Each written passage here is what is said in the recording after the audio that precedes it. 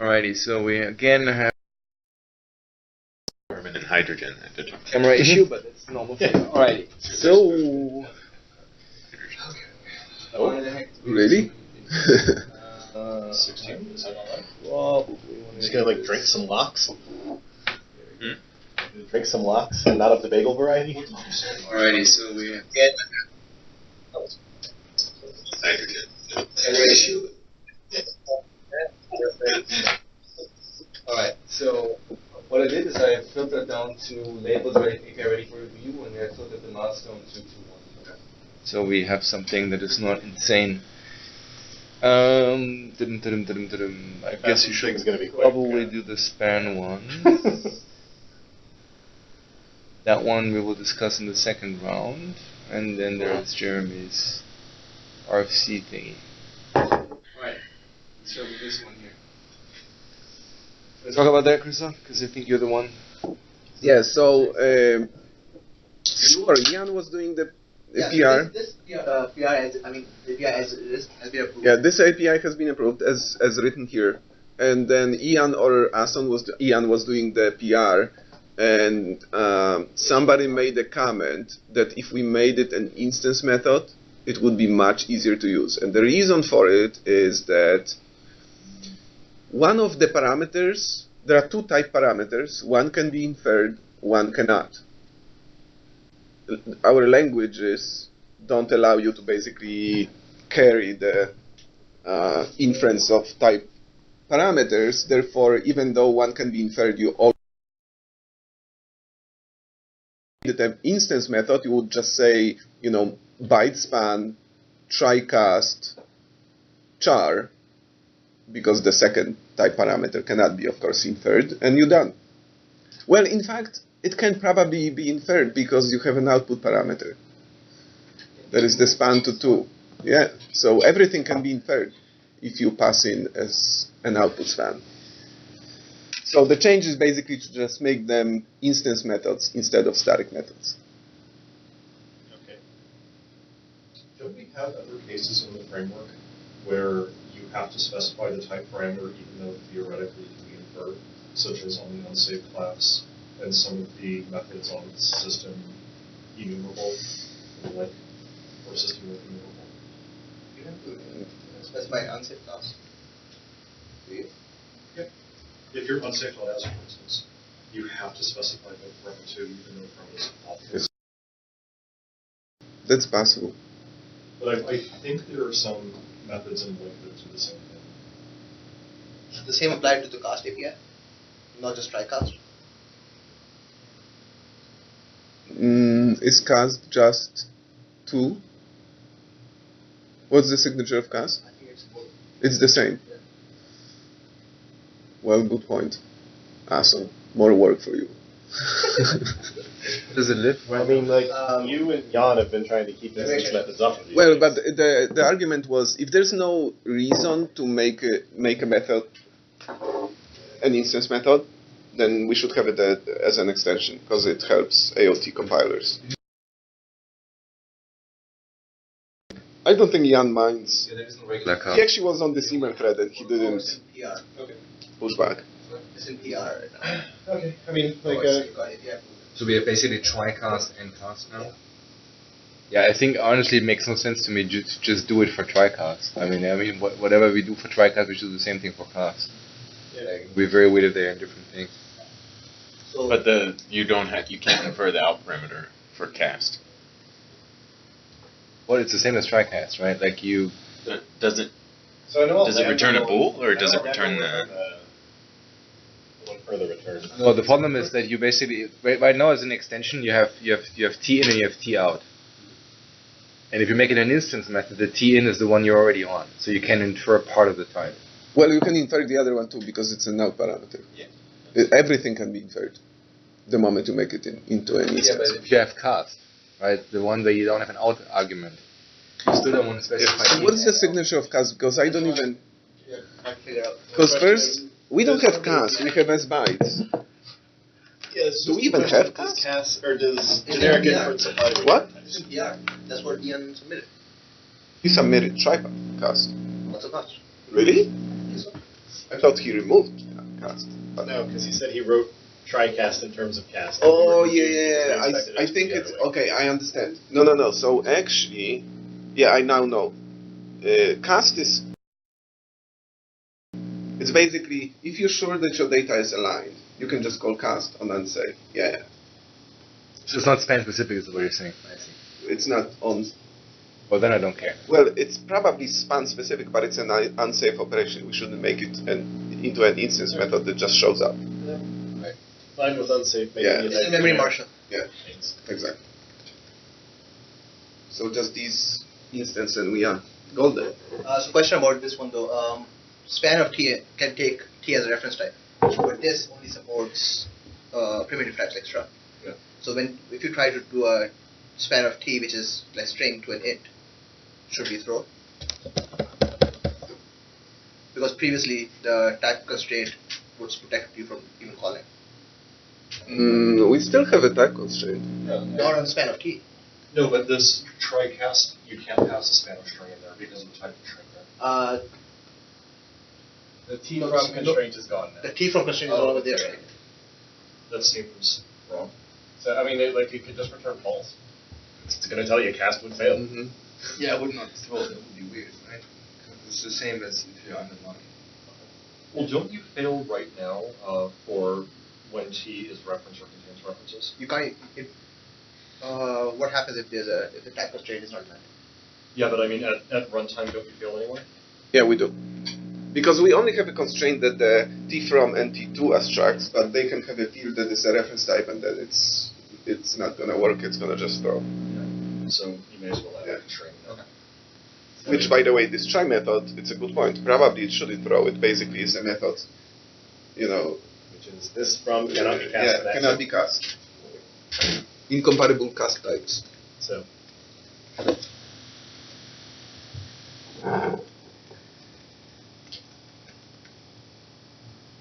Right, so then we have done that one.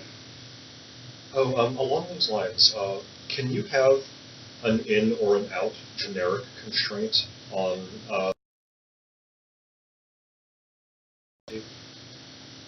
like, can you have read-only span out T, like you have IEnumerable out T? Is that legal in the language? Interface? Yeah, it has to be first on an interface. Okay. Yeah. Okay. And also, span is both in and out. So read-only span specifically. I see. Because that way you could get a cast for reference types without actually going through try-cast. It would just... But span of, even read-only span of T, I don't think the T shows only in the output position. For example, copy 2. I also think you can have, because it's a struct, right? Structs can be covariant or contravariant. Yeah, so the first is the interface, but secondly, let's assume there was an interface ISPAN. It still wouldn't be possible because the T shows up as input as well. Well, you could design it so that it doesn't. That's what we did for read-only list to make sure that we can have it. But one of the, I don't know which one it is. Since it's a struct. Good point. Yeah. It doesn't matter. Never mind. Alright, so read-only span. So we have a string constructor that takes in a read-only span for that core. So my initial proposal was to add a similar extension method as string that would copy the data from a read-only span of char back to a string. But the alternative solution, which most people agree to, is just change the semantics of toString to return the original string for read-only span of char. And for other types, just fall back to what toString does today, which is just returns a... Yeah, so I think like before we go there, I would just say I think as string would be the wrong method name because as basically implies it's cheap conversion, which this is not. So I think to would be the prefix it would be using. The only problem is you can't really have a toString one that isn't the one true string one, right? So like that's just a logical thing. You could just I don't know like call it something else. Problem of like string builder, right? I mean like you could have called it like build string or something, but nobody would have found that, right? So is this just the like PowerShell or F# or whoever it is that asks to avoid generic constructors? Oh no, because it's the string constructor. It just takes a generic parameter. So it just seems like new string of the span is the right answer. Why do we need the convenience method? I mean, partially because then it's not the most, convenient spot. Like, I don't think you expect necessarily that you create a string by calling new string, and then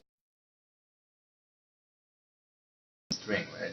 Because you need this outside of .NET Core. Like, you want this if you're targeting Net Standard 2.0. Yes, that's also true. Yeah. I think in general, like, I'm fine with the override hack.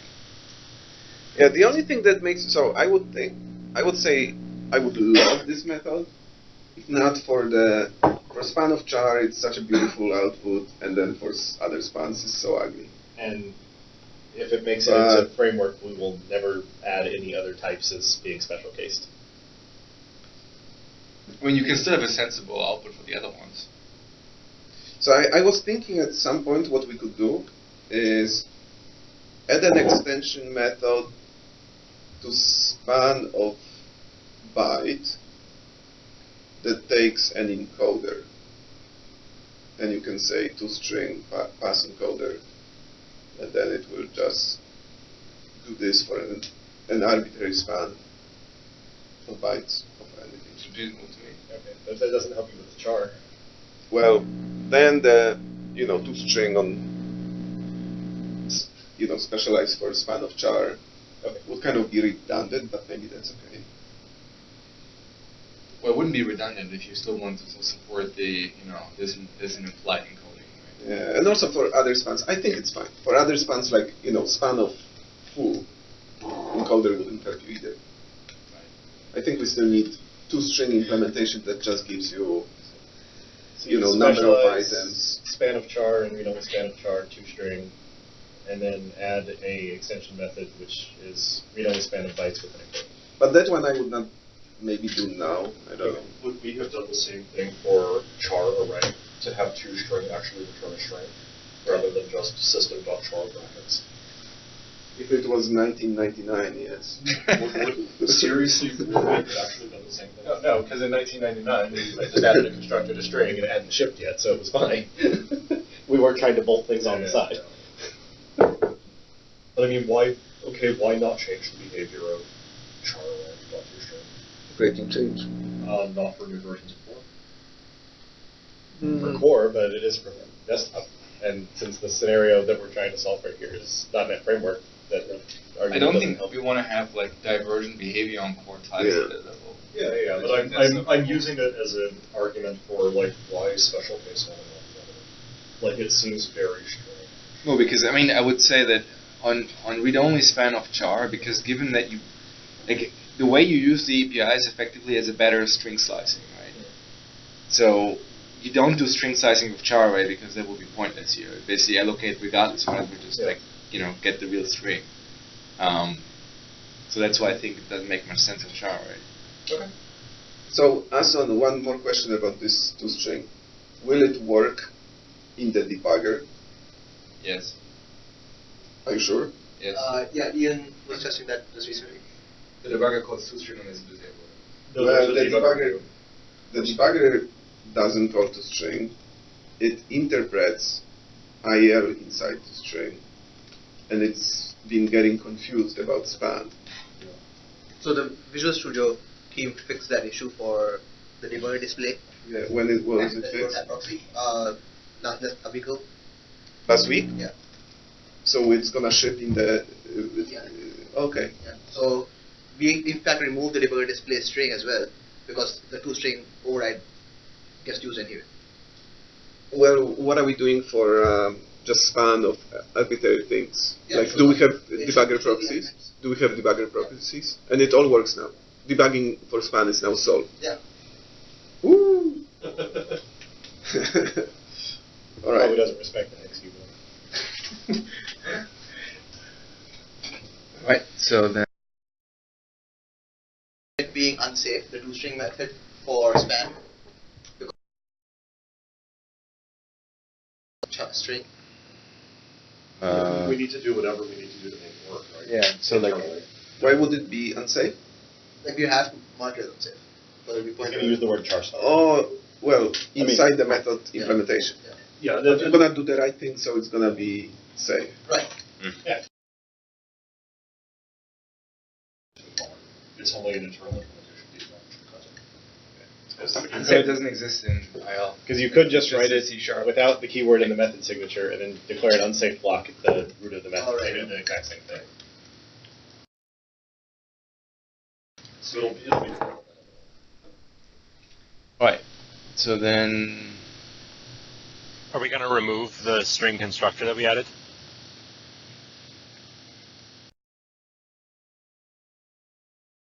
I have no preference. I would try to avoid work at this point. But if people feel strongly, I honestly, I don't care, quite frankly.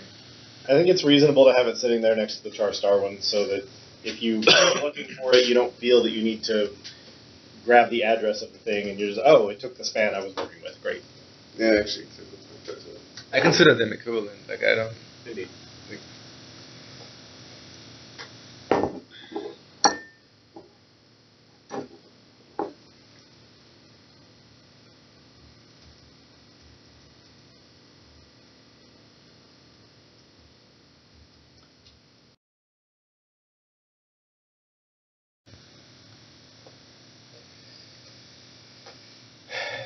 I have this dream that one day we have a live stream where the camera does not lock up and the Skype call does not drop.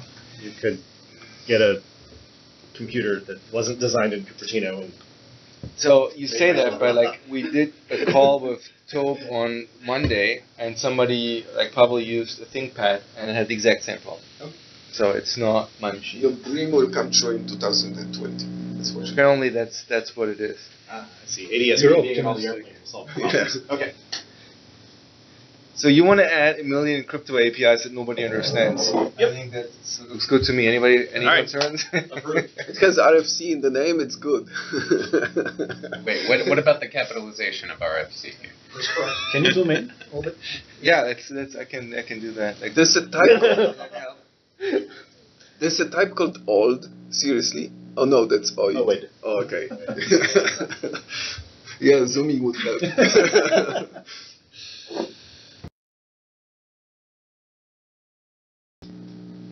Or maybe it's my eyes. I think you're just oil. Okay, so for the most part, these types are just exposing and composing the structure representations from the RFC. Obviously. So there's there are a couple interesting meta points to bring up. One is there are a number of APIs that are synchronous APIs that I take a read-only memory instead of a read-only span. And the reason is the underlying implementation needs a memory. So if someone gives me a span, I have to copy it. And so there's a question of, do we care about purity of design or accuracy of implementation? Because if I make overloads, then we can't do implicit cast from array, and somebody would have to cast an array. And if I take the span, then it's more work, even when it didn't need to be. And remind me, what is the reason for that you need memory in the implementation? The way that the ASN serializer feature works. It's the reflection. It's basically reflection, correct?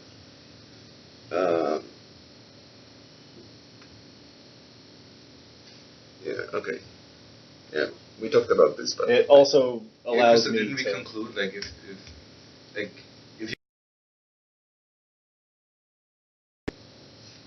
if it depends, you basically have to accept both. You have to basically have overloads. yeah, but it's kind of rare that a synchronous has a special situation because the synchronous method uses reflection. But why does it use reflection? It doesn't use reflection of the span. It just reads the span and uses reflection as struct that it reads. yeah.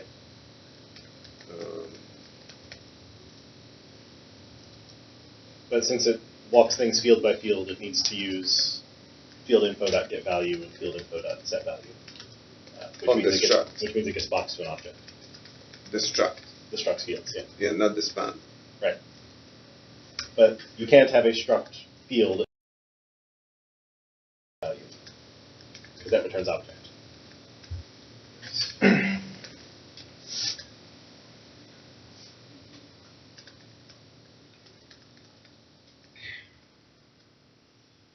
Yeah, I was planning to look into the code or the PR. I don't know if you send me a link.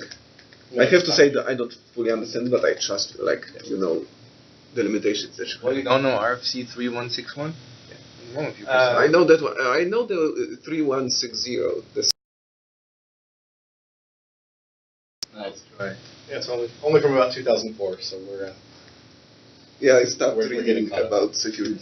It feels really weird that you have like a sealed sealed class that's going to use HTTP client. So like we're kind of at your whim to like it's going to touch the metal no matter what, and it's going to touch whatever implementation you decided it to be. There is a comment about that actually. If you scroll up. Yeah, I started reading that, and then up, Further up. taking an HTTP client. So that's what made me start to, because it's sealed in, like you can't even mock it. So that makes it. So I mean, in this case, the submit request async just speaks the HTTP version of the RFC. Anybody could build it manually by using encode and so the RFC calls out that there's an HTTP version. Here's the suggested way if you want to do it with floppy disks, etc. And so in addition to doing it with a file-based protocol or whatever. If you have an HTTP protocol that requires like manual approval, then the submit request wouldn't get an. The accept response method is to do it automatically, or where you want to customize it beyond the level that it's capable of doing. Could you construct this with just a request object without actually putting without actually doing the submission? Like, could you construct an HTTP request object and hand it back to the person that they could then pass to a client? We could construct an HTTP content, maybe. Feels like a weird dependency. Is this the first place where you have this level of the stack depending on HTTP? This is the only thing in any of cryptography that touches the network that lets you know it touches the network. CRL stuff. Yeah. It feels like a weird dependency to have. I agree. Would you say it would feel weird if it would also just return an HTTP content rather than do the network connection on your behalf? From the layering perspective, yeah, it still feels weird. Yeah, I mean, like, I can simply make anybody who would want to do it write it themselves. How hard is it? Like, what is it doing? Sets MIME type, calls encode, sends it. I guess the problem is the HTTP response does have a unique format, which is different than but no, because it's why I want the response as the stream of bytes. So,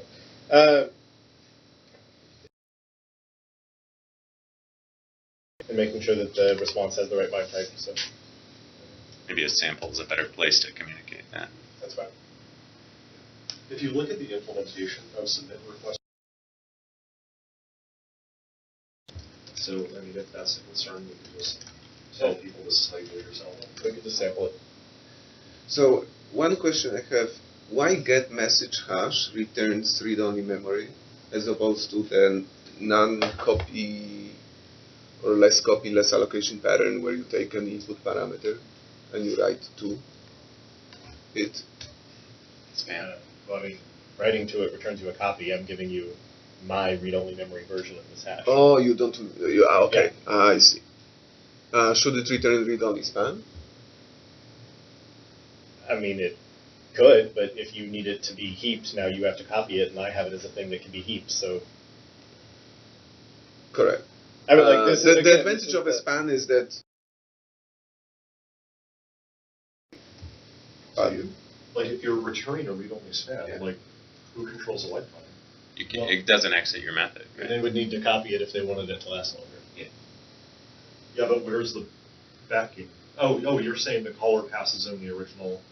The caller does some kind of allocation. And then Well, that was my original suggestion, that the caller can like pull a buffer and pass to this thing, and then you just make a copy. Then you need to He said, too no, small. I want to return them actually not like, I don't want to copy or allocate. I just give them what I have. Yeah. And then the next question is, should it return read-only span so he knows that this thing is not actually stored for later? I mean, it's just a question. I don't know what the so usage was. so somebody holding the memory, it would just mean that, so internally, this class will hold an array, which is the encoded representation of itself, as well as the parsed fields. And so that would just keep that array from getting garbage. Okay. But this means that you know for a fact that span has to be backed by an array. It has to be. Mm-hmm. So why don't we try an array segment or similar? I think read-only memory is more like easier. Yeah, I actually don't know where array in the array segment is. is like I have to worry about now index and. Well, that's the serializer went like, ooh, it was these bytes inside the. But in generally speaking, like a lot of our APIs don't return things like interfaces if we know for a fact that it has to be a concrete type. Like imagine a system links to list implementation doesn't return iList, it returns list because it can't be anything else. Like this returning a span would just seem really weird because again, you know for a fact it's backed by an array, so what is the span actually getting you? Because span's supposed to be an abstraction, but the contract is a concrete type. Well, as he said, because he has an array, I agree. I don't think it should return span. But I think if it's a subsection of an internal array that he has, it's much easier to use read-only memory than array segment.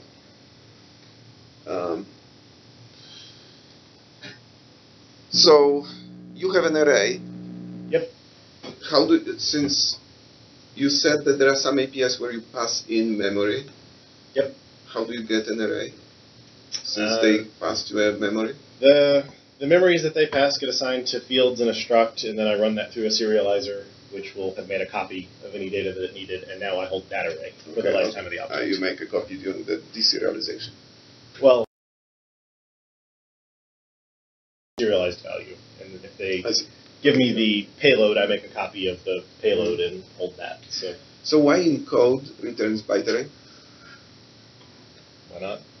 Well, why not, read-only memory of byte? See also concrete type. If you need a byte array, I can give you a byte array. Why is it not consistent? As Levi was saying, one returns read-only memory of byte and the other one byte array. The encode is going to build memory and copy. So the question is an array more useful to you than a memory? Yeah. Okay. I see. Encode is, this is yours. There's no reason to protect its contents, basically, as read-only memory of byte. Right. Yeah. And keep in mind, this isn't necessarily intended to be like a high-performance, high-throughput API. Like, if you're calling this, you're probably doing it as part of a much larger suite of crypto operations. So when would try encode return false? Okay, man. And if it fails, it throws. Because of invalid bytes, or are they mostly invalid bytes? The constructor would have thrown. It's already valid when you have an instance.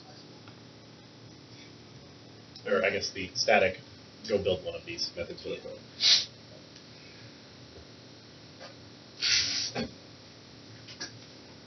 Yeah, so the only thing that can go wrong during encode is you just didn't give me enough space. Because I have the array, and I'm looking like, well, is your span smaller than my array? So accept response. What is the source? Why is this parameter called source? Okay. Yeah, source seems like you. Yeah, so it is the bytes that represent. So response bytes.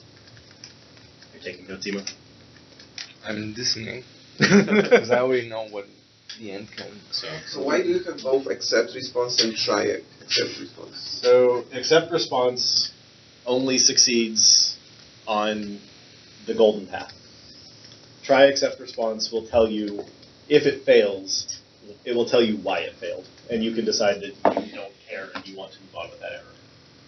So why do we even have this try? Like, why not just have accept response? Some people may decide that they want to ignore error or ignore a particular error, and they don't want to go copy and rewrite this entire class to. They can catch the exceptions, correct? Yeah, but If they catch the exception, we didn't return the result. Yeah. Oh, we don't return the result in the exception? Why not? Exceptions generally don't return useful data other than an error message. We never use exceptions to return partial data. You want an exception to have like an extra field of like. I thought you meant Status. the status. It returns like what went wrong, right? Except does not return what went wrong. It only returns the value Try on except. success. Try except Yes. will out the value in any case other than I couldn't parse it, and will also out or return the why didn't it work. Do you have an example in mind of why somebody might want to allow parsing? So specifically, there's a thing where when you're requesting it, you can ask the timestamp server to include their certificates or not. And according to the RFC, if they don't honor your request, you should reject the response. You could decide that you don't care and you're willing to accept it either way. So then you could say, oh, if the response code is requested certificates missing or unexpected certificates, then I've outed the value, and you can decide that you're going to keep it and just. And by outed the value, you mean you wrote bytes to the source, which you will rename to response bytes. Well, Is that what you mean by out the value? Emo hit like down once. This guy right here. So there's Well, this actually the next line, but Yeah. there we go. So I will out. So accept response returns the token from the response, which is just what the response represents a token. So accept response returns the token on the success path. Try accept response will out the token in most cases, and will also out the what was. So wrong. try accept response basically tries to parse as much as it can, even if it encounters a failure. So if parsing fails, the status will be does not parse, and you won't get an output. If it parsed successfully, it will out the token, and the status will tell you what the validation error was. Yeah. So this is why I didn't like it. But if you want it, it's yours. Yeah, so now that you described the semantics, I understand. It's not like we don't have like Right, except includes a policy. pattern of this for something like this. Yeah. It's like people will have to read that it has these kind of complicated success modes, like partial success. Well, the vast majority of people would just use accept and be done with it. Yeah. And you'll get an exception if it fails policy. Yeah. And so the exception will say why it failed policy, but then you can't decide like, well, I would have been okay with that, because now you don't have the object. It's just, our try APIs, they either succeed, or return false, or they throw an exception. We don't have like, it returned true, it didn't throw an exception, but not everything went right. This one, it returns true if status is accepted. If it returns false, token may not be null. And if token is not null, status will tell you, well, status will always tell you why it returned false. If you wanted to follow like the WCF pattern, you could have an optional parameter, which is a callback, which says, hey, I invoke the callback with, if I received an error while parsing, I'll invoke the callback. And if the callback tells me keep going, then I'll keep going. No, that's what is the difference. Server certificate validation Basically, callback yeah, thing. that's exactly it. Right? Yuck. So the signatures for that response look similar. Return an out RFC timestamp for them. Doesn't that just make it harder to call? Yeah, that just makes it harder to call. If somebody wants a simple path, they probably want simple assignment. Accept is, I'm getting hung up on accept as a verb, but I don't know if that's in line with RFC or not. It's not accepting anything. It's like parsing and handling, or I don't know what the. Well, it's doing a couple things. Yes, parsing and matching and validating and. Yeah. I mean, you could call it validate response or parse validate response or something like that. Handle is not any better. So it's just a synonym. Yeah. In other places we use bytes consumed. Here we're using bytes to read. Should we change it to be consistent? I've never seen consumed. I've only ever seen read. We have approved APIs like basic point code and stuff that we have bytes consumed. Okay. Like everything that was span added in the first wave, like when Steve Tobe was doing it, was all read. And we'll just make it whatever is a consistent thing. Because we had read and written, depending on which out it was. But yeah, I mean, I can go with whatever.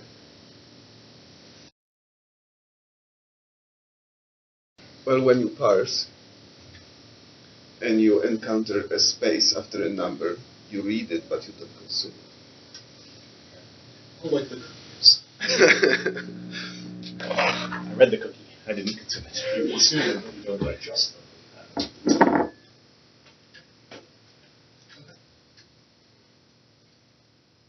Build for data.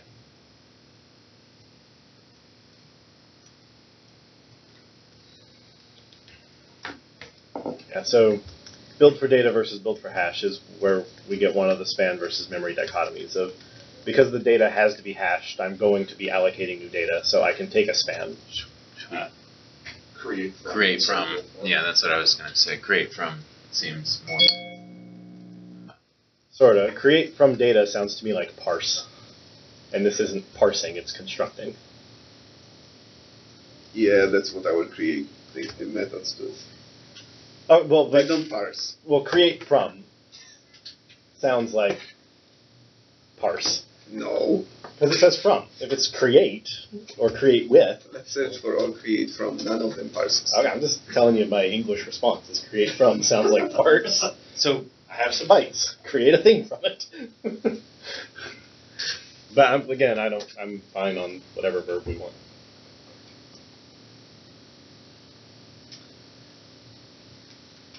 So ultimately, a hash is what gets in the object. So the data one is just a convenience overload, which I think anybody who uses this will be the one they want.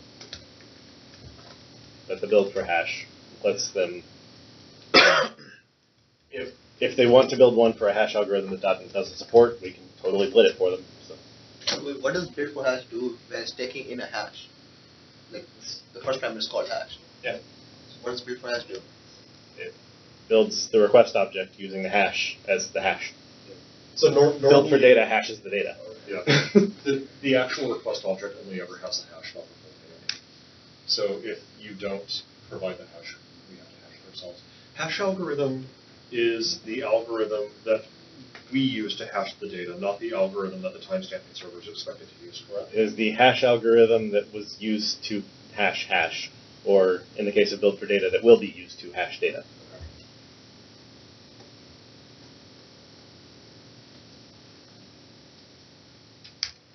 Is there anything here that allows us to request a specific algorithm from the timestamping server? Is that a policy, or does the timestamping server just control that itself? I think they have to match yours. Where is that provided in any of the factories where we specify which one? No, I think they have to match the one that was hashing the. Oh, okay.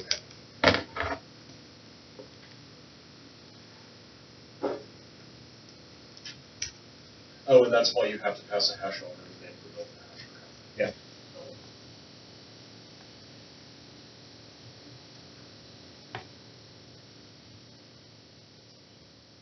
But yeah, there's no other hash algorithm field in the request object.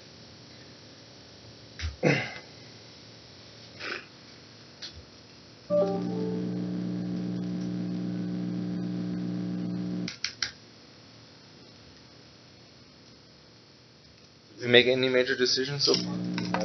Distracted clicking like resume. There were some naming decisions. So a couple of places I have source, which should be response bytes. So accept response and try accept response source should be response bytes. Try parse, it makes sense to still be called source, probably. Or it would be request bytes.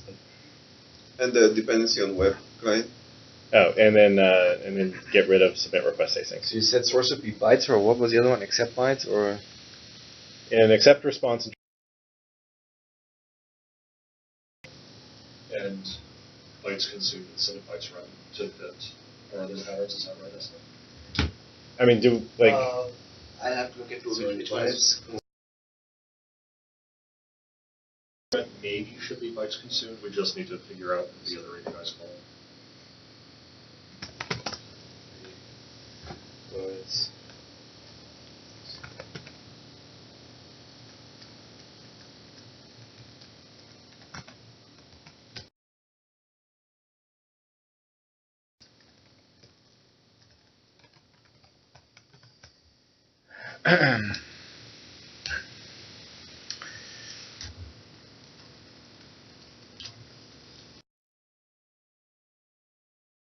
just keep it out. Thank you. alright, so build for we want to be create from. Yes, no? Yes. Yeah. Okay. I vote for that. Create from, you said? I couldn't find any case where we used build for in the framework. Okay. You have create from and a bunch of random. Yes, I mean, so the notion of the verb here is that ultimately what I need is a hash, and you either give me the hash and I build it around the hash, or you give me a data and I hash it and build it around the hash.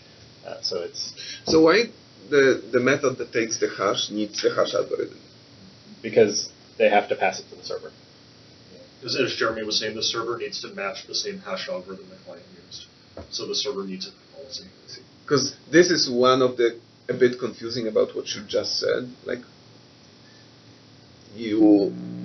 the hash algorithm name is used differently in both of these methods. No. In one, it's used to actually hash the data. In the other one, it's used to just communicate to the server that the data Well, was. it's used to hash the data and to communicate with the server. And the other is used to communicate with the server. So It's a bit weird, but I think it's like either you hashed it and you tell me which algorithm you used, or you ask me hash it for me and go do the thing. So what's the server only one? Is it built for data? No. What? What is the scenario where it's only communicating with the server? Hash. basically in the one that takes data, you can pass whatever hash algorithm you want. In the second one, you have to pass the algorithm that you use to hash the data. Yes. So one has a constraint, what you can pass. The other one, well, has a constraint because it has to match the server, but it's not related to the They both have the same constraint, really, right? They both need to be a thing the server understands. And the server is supposed to reject the request if it doesn't think that your hash is the right size given the algorithm. And if the client can't. Overloads for build for hash? Yes. Okay. Is there no way to get the ID from the name or name from the ID? The hash algorithms that .NET supports, you can get the OID from a hash algorithm name.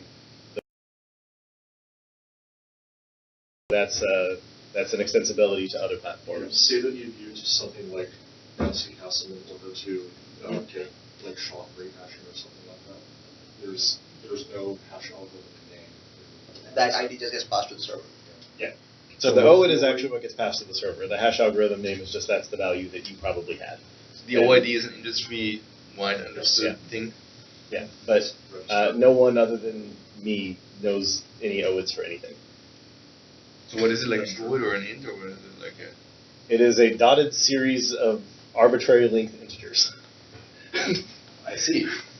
Let's call it, it's a particularly formatted byte array. If you look at it, it looks kind of like a stupid IPv4 address. If you look at it. Well, the RSA ones are all have like 6 dots in there. Yeah. And the ones produced by NIST have like 7 dots in there. There's a lot of hand waving there. Yeah. And then the ones that are based on the UUID spec have a lot of numbers and not very many dots in them. So it's on there, but we Right. So before we go there, what do we decide with HTTP client? We just He's going to remove a method Getting rid of the that method. introduces Okay. dependency. Which is fine, because I couldn't add tests for it. So One I tested it once. So I was like, all right, can't add tests for it now. one neat suggestion I have. So which API is that? That's the one with the time. Yeah, submit request to sync. So you have a parameter called info. Yep. You may simplify the parameter.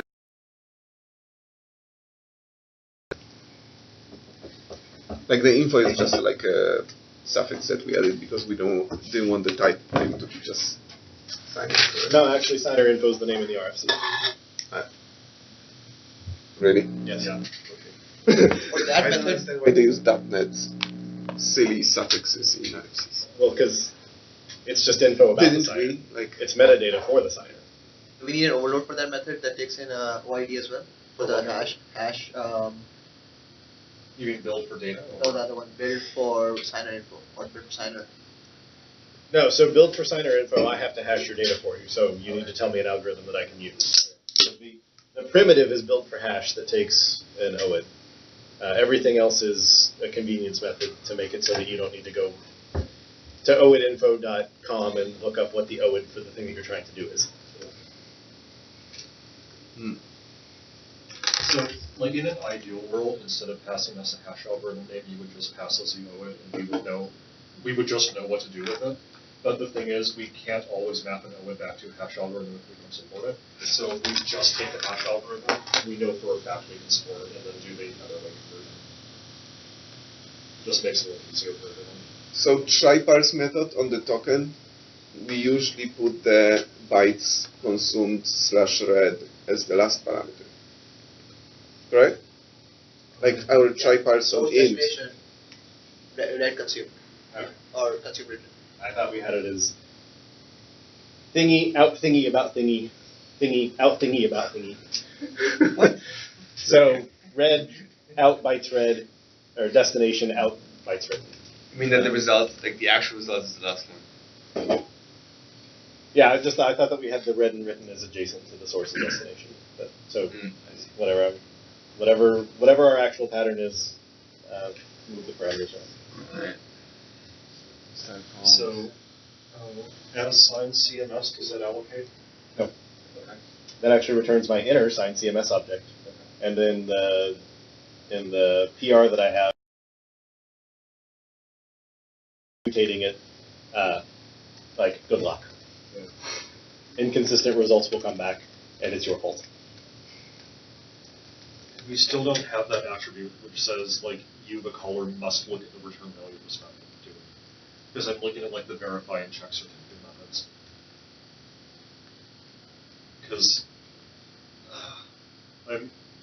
what I'm paranoid about, at least from a usability perspective, is somebody's just going to call verify, assume it'll throw up as invalid, and then not even look at the return value. I mean, while that's what signed CMS does, like RSA and DSA and ECDSA are Boolean. So there's precedent behind that. Verify having a Boolean has the majority aspect in cryptography. The one that throws, actually, I think the one that throws is just called check or it's check, verify, or validate. I don't remember which. Well, you have a check here. I do.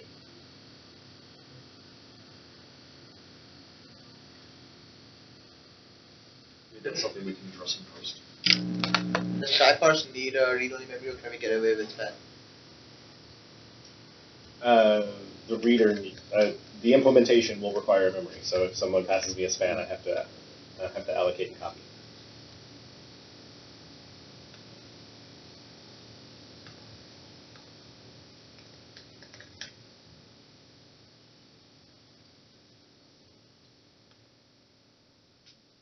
Yeah, so a token's actually a very parse data that it contained, or you can get the signed CMS object that it was. The verified data and verify hash methods are accelerators to just ask if the data that you have matches what's in the token info. Check certificate has to be on the token level because that's the only place that understands certificate rules because they live at the token and not in the token info. is the certificate that you're providing, is that the certificate that actually signed the token? So I will look in, when you check in the PR, like why you need the memory not span. But I imagine it's because of extensions. It's not because of these structs. Because in these structs you know fields. You don't need to use reflection to populate them or read them. Well, I mean, even at the end, the ASN reader that I'm using, because it consumes bytes and walks forward in a stream-like method, I got tired of it being a rough struct, and so it's a class that holds a memory. I see. Because it being a ref struct was a major pain in the ass. So.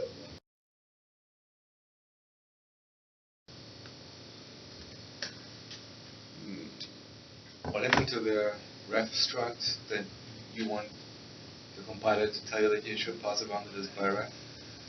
Yeah, that the issues around it are getting fixed. That's fine. That's fine. Okay. It's not, but I mean, he's basically just saying, I think, once I made the reader into biref struct, it was painful to use it because you cannot store it anywhere. Yeah. Still, it's kind of. I'm thinking in my head all the time. Yeah. You can't store it. You can't recurse with it. Like, I'm like thinking. So it's not only reflection. Do we? The parsing, I need the memory because the reader needs a memory because it's a heap object, because it's a consumable stream,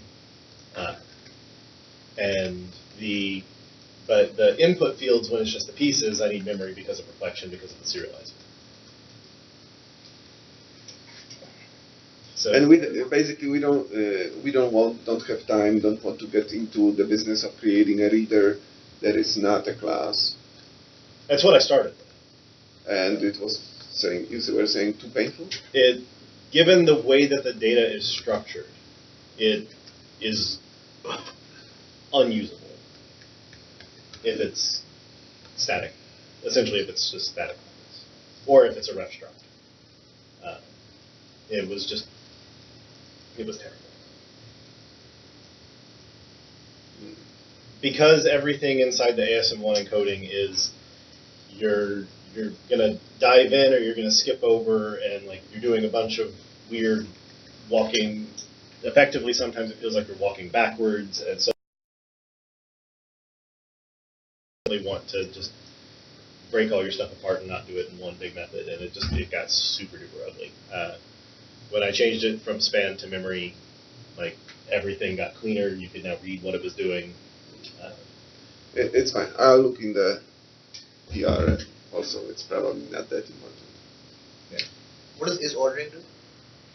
Returns the field is ordering. What does it mean? According to the RFC, it means that the server guarantees that the timestamps are monotonic. Things by the same server, you can sort them by their timestamp without taking the accuracy value into consideration.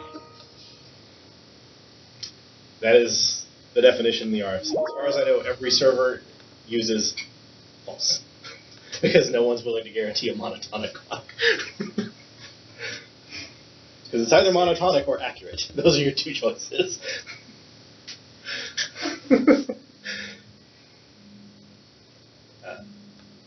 Yeah, so on the token info, this is if you want to just build one, like you're running your own server. You pass in all the values, and I can encode the value for you. What most people will never call try-parse on this. Most people will never call the constructor on this. They'll simply get one from the token that they got from this one. For things like get nonce and get timestamp authority name, you're returning null whole read-only memory instead of potentially empty read-only memory. Is that because you want to distinguish between the two? So for nonce, I looked, and because it's an integer, 0 bytes is actually illegal. I could use default as wasn't specified, and maybe the TSA name is probably also the same. But it's null if it's not there, and otherwise it's the bytes of the encoding. Being illegal could be used to represent that, but like I was just trying to figure out, like, does a caller actually care about the difference, or would it be more useful if we just made it on the level? And just say like, yeah, it's not pure anymore, but at least it's useful. More. I mean, so again, in these two cases, I could be convinced, but if it just took an arbitrary octet string, then the difference between null and empty could be semantic and could invalidate signing. So, so I like having null to represent null and not null to represent not null. That's totally fair point.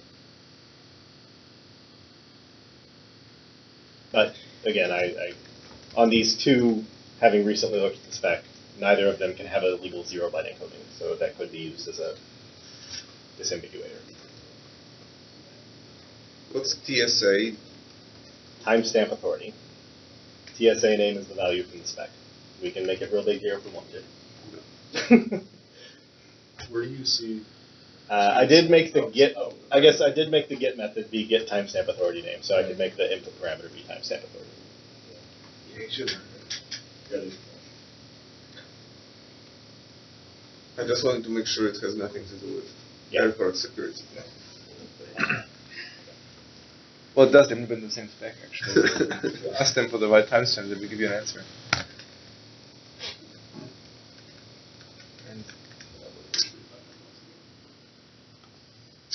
Let's see, this spec's from 2001. The TSA might not have existed yet, so they might not have had an ambiguous identifier.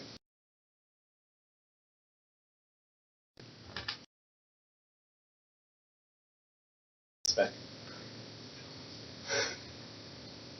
Yeah. So is just it lets you identify the difference between encoding empty extensions, which is probably illegal, and no extensions being there. It also, the convention in all of these crypto types is they return an empty collection when something wasn't there, so it will allocate a collection every time you call get, so that has extensions, lets you avoid the allocation while probing the count. So I answered that you shouldn't expand TSA name, but then you have a method get timestamp.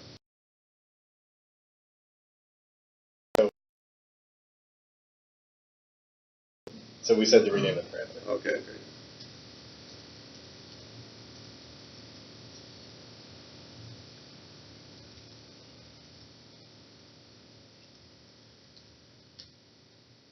Why is accuracy in the microsecond available?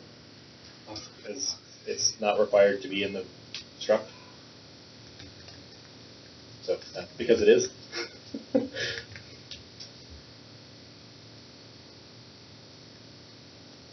Yeah, so there was, so Ian proposed renaming timestamp to creation time. The hierarchy of where you would get one of these.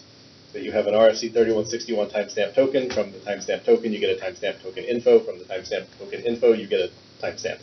He's like, I'm sick of seeing this word. Can we name it something else? That would help. So, creation, the spec says it is the creation time of this object. So we could call it creation time, but I think personally, I think time. But if you have a timestamp token info, it better have a timestamp somewhere on it. Yeah. So, okay. We've discussed it now.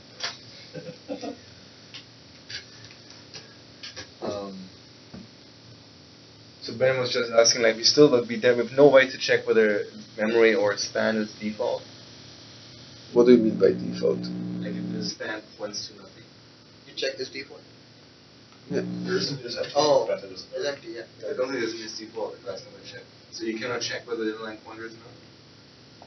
There's no underlying pointer always, so I don't know. Like if it points to an array, what do you mean? The reference to the array? Well, basically the underlying graph. Does it point to anything but null? You can check whether it's a struct. You can compare it to default read-only memory of byte. Yeah, but don't do that. I wonder what is the question, like what is the caller trying to accomplish by comparing it to default? What does... The difference between empty and... Yeah, null. the difference between the empty array and the null array. Span loses that distinction. Yeah. Span treats them as equivalent. Because if you cast a null array to a span, you'll get back an empty span. So We do this because we fixed it. So there are the questions of like when there are times where it is semantically different to have an empty thing and not have it. It's basically is nullable built in.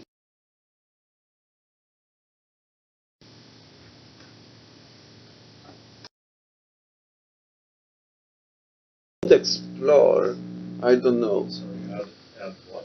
Basically, read-only memory could be either default struct or a struct that points to an empty array, and we could like tell the difference. Yeah. I don't.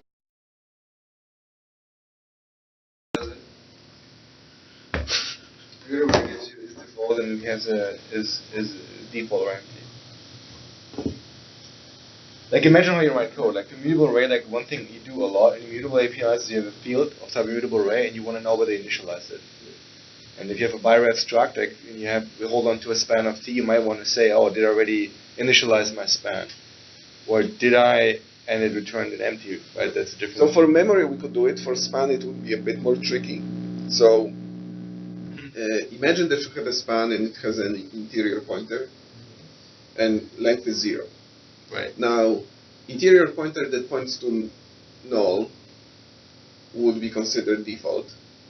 One that points somewhere else would be considered empty, I guess. But then what happens if you pin this span? So what happens if you pin a span that has interior pointer to something that is not null? Would we give you a pointer to memory that you shouldn't be accessing? I mean, what happens when you pin a rate on empty? If you pin a rate on empty, you get null back. If you pin an empty span, you get a pointer to whatever it was pointing to. Even if there happens to be There's some trickiness here. But there's nothing to do whether you expose the API, because you already have the state today. You just don't tell me whether you have the state. That's really the only difference. Because like the slice. I can't- Oh, you're saying we could add an API saying it's a default or not default. Yeah. Yeah. We could, probably. Isn't that just going to confuse people though? Yeah, Is null and is empty on span. We already, I mean, like, I don't think it's that bad, because, I mean, technically it's the same array. An empty array and a null array are different things. Like, I don't know whether... Because it's a reference type, so I think that Well, this is a bit of a problem. But you do have, again, you're using, I mean, you can Okay, do it with let's the second start with tool. what the property would be called. Really, we would call it is null. No, like, we would do what we did for mutable array. It's exactly the same thing. But the state is where you have, like, I'm going to go read something, and I need the state of I haven't read it, and I read it, and it was empty. And those are different. And basically, this default tells you where the underlying array is now, and empty means it's the length now. It's the length 0. Like, it's exactly the same thing. Well, if somebody feels passionate about this, submit a DCR, motivated. All right, I'll submit it. And then these would not have to be indelible? And yeah, because if our memory and span types make a distinction between the null value and the empty value, then this would just follow that convention.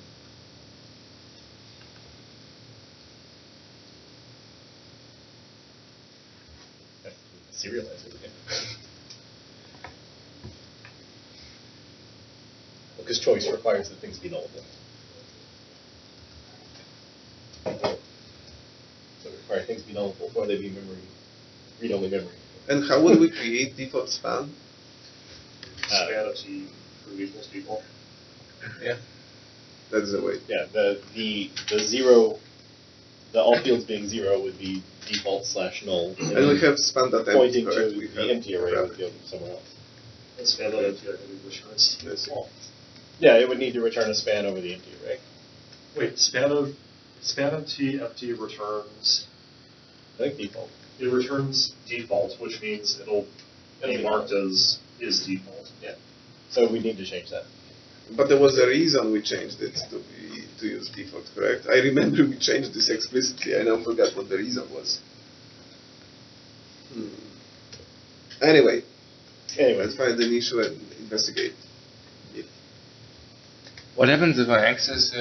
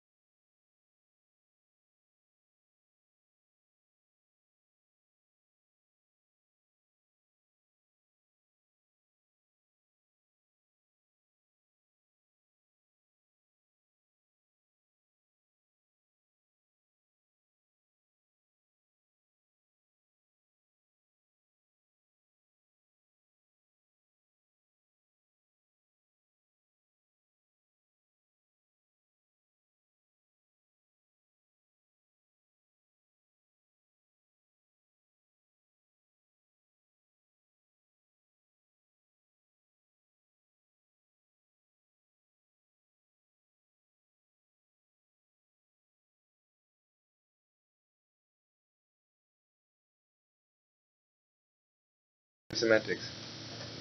Well, today we implemented the semantics such that default and empty are the same. So there's no default. There's only empty, or it has some values. Sure.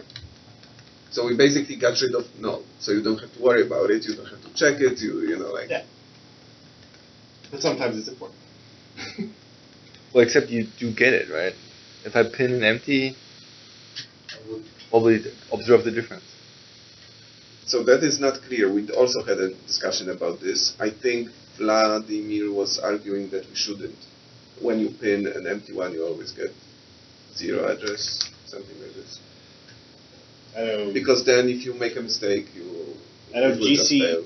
again, because this is the bug I fixed, GC handle alloc pinned returns a different value for the address of that than the fixed keyword does on an empty array. The fixed keyword normalizes to null and GC handle does not. Yeah, that's why Vladimir wanted us to always return 0 from empty strings.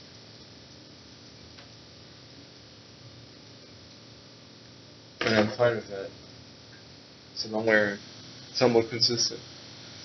Right, so I think we are now only 45 minutes left. We should probably look at the other one. I think we reviewed this to death. Are there any more concerns? Otherwise, I just paste the feature and approve the API.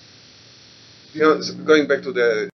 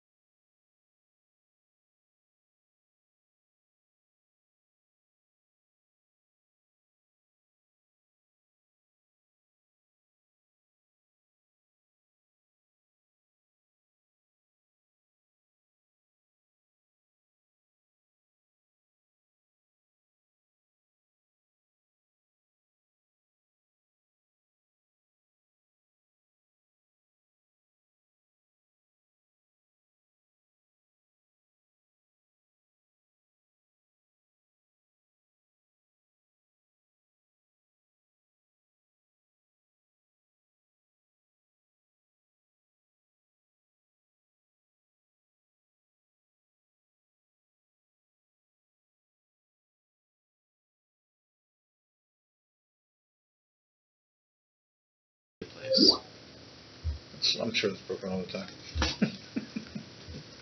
So,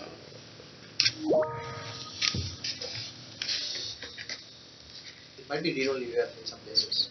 Hmm? It might be read-only ref in some places instead of in. That might be Maybe. because both of them, like, it is equivalent to read-only ref. Read-only ref.